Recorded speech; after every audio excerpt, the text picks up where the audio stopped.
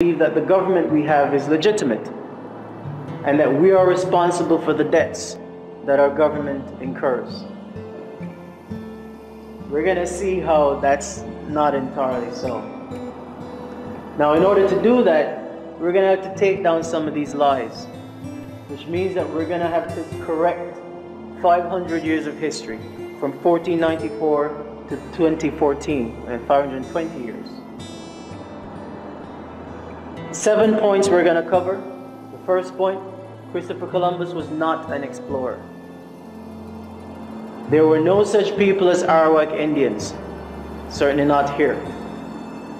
There was no transatlantic slave trade. I know that one sounds kind of shocking. There was no slave trade. There's no such island as Jamaica. We were never given independence in 1962. We are not Jamaicans. Of course, if there's no island such as Jamaica, then there can't be people called Jamaicans, all right? And finally, the government is not ours, which explains a lot, doesn't it? Not really working for us. All right, so first, lie. No such people as Arawak Indians. We're told that Christopher Columbus encountered a race of people he called Arawaks. But Spanish historians describe these Arawaks as docile, medium-build, copper-colored people, like the ones you see on the coat of arms, with straight black hair, and they said that they lived here for up to 10,000 years ago. The problem is, no evidence of these people has ever been found. Understand that there is no Jamaican archaeology. There is nobody out there digging up any part of this island to try to find any evidence of anything. So they found no burial grounds, no tombs, no temples, not even a bone fragment or a hair follicle so we can test some DNA. None of this, even though they say that these people lived here for 10,000 years. How do you live anywhere for 10,000 years and not leave an archaeological record of yourself? That's because those Arawak Indians never existed here. In fact, the only people that we can prove existed here in this region are the so-called Caribs. And guess what? The Caribs are not medium-build, copper-colored people, they are black. If anyone's ever been to Trinidad, or St. Vincent, or St. Lucia, or St. Kitts, where these Caribs supposedly were, you'll see that the people that call themselves Caribs are black. They do have, some of them, curly hair, straight hair, but we know that that exists inside the black gene pool anyway. Alright? There were no Arawak Indians in this entire region. Research by pioneering black historians and anthropologists revealed that the people Columbus actually encountered here in 1494 were likely the same as he encountered in America, which he wrote about in his journals. They were black-skinned, nappy-haired Nubians. Okay? There's another explorer named Giovanni de Verrazano who came to America about 20 years after Columbus, 1514, and he wrote in his journals that the people he encountered were Ethiopian. He said nothing about copper-colored people. And if those people had existed in the Americas for thousands of years, it's a fair expectation that they lived on these islands as well. They lived everywhere. We're going to see that they left them. So, the point I'm making is, most of our ancestors were already here. Right? And they've been here for 10,000 years, as I'm going to prove. Historians have discovered what they were called. They were called Amaru. Amaru. That is where this is where the term America comes from. It doesn't come from Amerigo Vespucci. It came from the Amaru because they knew who was here originally. Another name for them is Olmec sheep. So guess what? Mech, sheep, coat, Mexico. That's where the term Mexico comes from. So if you talk about American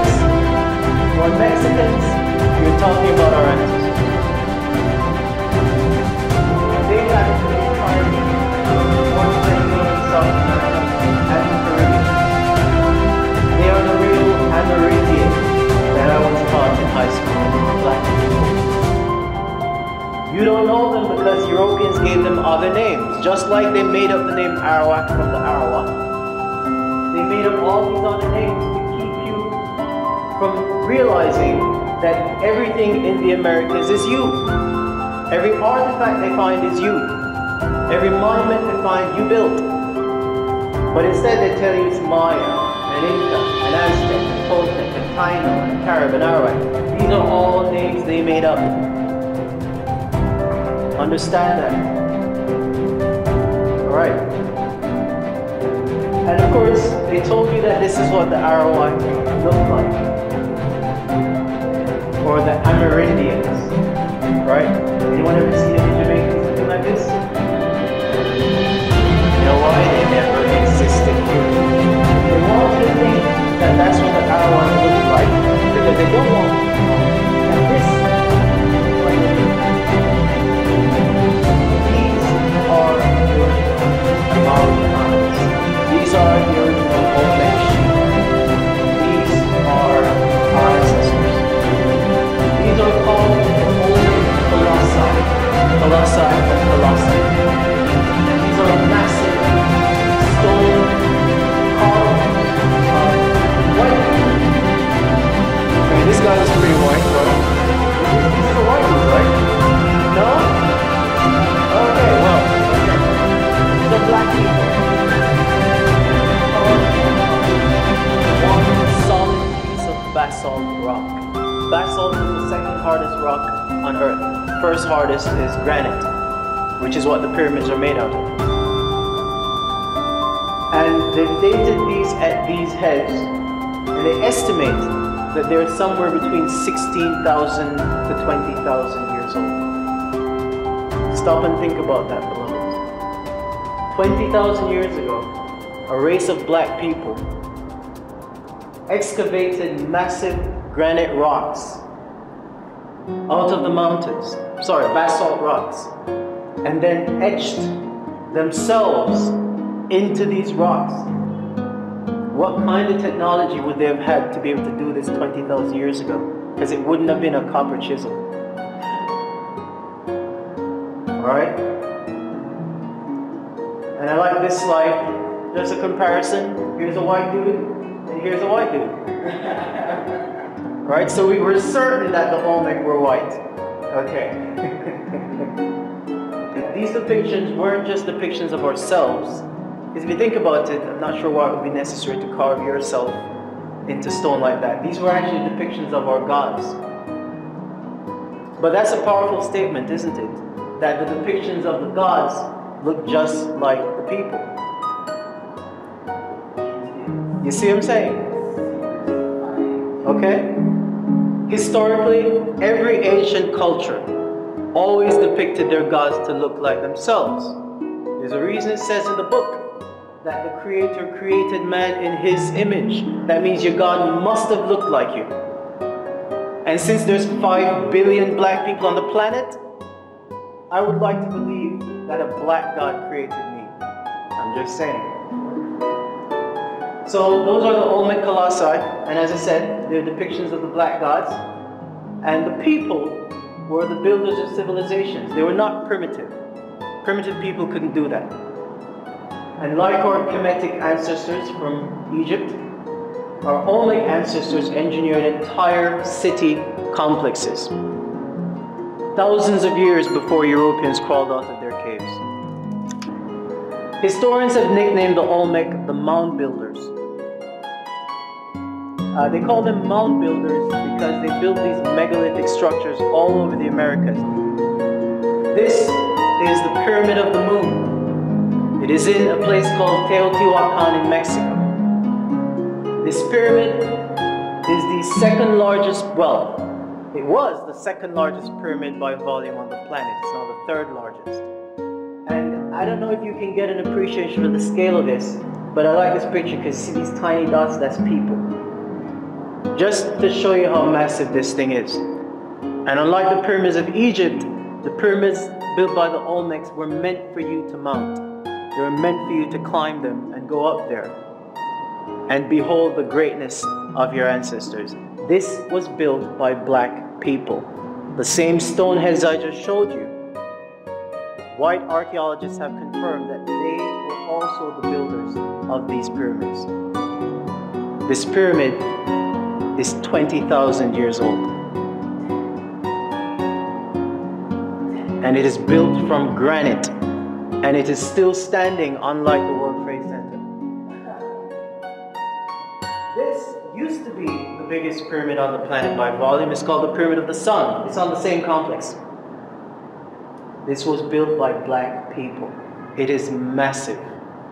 It's called the Pyramid of the Sun because it is designed to align with solar phenomena. This is the new King of the Hill. Remember I said to you, this one was the biggest pyramid on the planet. That was until 6 years ago when they stumbled onto this. This is called El Mirador. It is in Mexico. Mirador is a Spanish word for veranda or rooftop because they discovered that when you stand on the top of this, you can see for miles. And guess what? When they stood on the top of it, now this had been covered up by jungle. Just to show you, imagine how old this is. This is real. This is not from a movie. This is not special effects. This is an actual photograph. Alright? This pyramid is massive. You can't even see the base of it. It is so old that trees were growing up from inside it. This is in Guatemala, Central America. And this whole area was covered up by jungle for thousands of years. They don't even know exactly how old this is. But so far they've dated it, they've estimated it's 26,000 years. There are potentially thousands of massive pyramids in that one city complex alone. Built 26,000 years ago at least, built by the Olmec Sheep, black people. So that's the first lie about Arawaks. The second lie, Cristobal Colon was a mercenary. This is the man that you know as Christopher Columbus. Anybody ever wondered why suddenly in 1492 all these Europeans decided that they were going to jump on boats and start exploring everywhere? Well, there's a reason. There's always smoke, fire behind the smoke. In 1491, 1 year before his first voyage, there was a war between the Moors and the white Europeans. Actually, that war had been going on for a very long time. The Moors had ruled Western Europe for 700 years. But in 1491, when Queen Isabella and King Ferdinand defeated them at Granada in Spain, Pope Innocente, I love how the popes always have nice names. Pope Innocent. Pope Innocent VIII legalized the enslavement of black people all over the world and the theft of their lands and their wealth by white Europeans. This happened in 1491, and then in 1492, the voyages all started, right? You had Portugal, Spain, the Dutch, France, and Britain. Everybody just started exploring the so-called New World. How can it be the New World, by the way, if it's older than your world? I mean, I just showed you a 26,000-year-old pyramid in the New World. Anyway, Columbus's first voyage was a military reconnaissance mission. Everybody understand what that is? When you want to wage a war with an enemy that you're not familiar with, you send somebody to scope them out. See how fortified their nations are, see what kind of weaponry they have. And we know this for a fact because he only took 3 ships. Everybody knows the name of those 3 ships, right? Nina, Pinta, Santa Maria. And he only took about 80 crewmen. But when he came back in 1496, 17 warships and 1,300 soldiers. And those ships were carrying cannons, those ships were carrying armory,